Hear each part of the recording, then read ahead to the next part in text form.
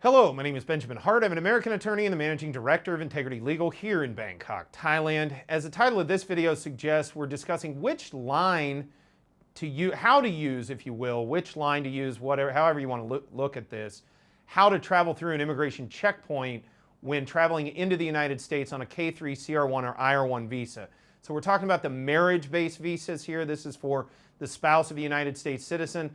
Now, CR-1 and IR-1 visa holders are going to be granted, if it's the first time the visa is used, in any case, generally speaking, you're going to want to go through the permanent resident line. Now, understand that those entering the United States in CR-1 or IR-1 status are granted immigrant status at the moment of entry.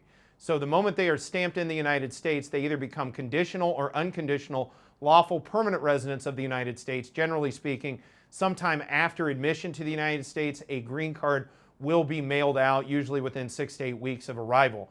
The K-3 is a non-immigrant visa, but for purposes of this video, in my opinion, probably best to just utilize the permanent resident line. Now, meanwhile, it's been my experience, U.S. Customs and Border Protection is quite professional and really actually quite nice, especially with newly arriving immigrants.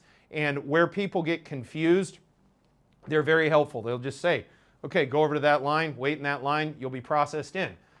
So it's gonna vary depending on the checkpoint you're using, the airport, time of day, the amount of volume they're dealing with. Things will vary. It's not going to be a uniform protocol throughout all the checkpoints in the United States to get into the United States. It's not exactly uniform. That said, CBP is, it's a government agency. It's set up throughout the United States. Many of their protocols are very uniform unto themselves, but again, the way the actual physical layout of each given checkpoint is going to be will vary from place to place.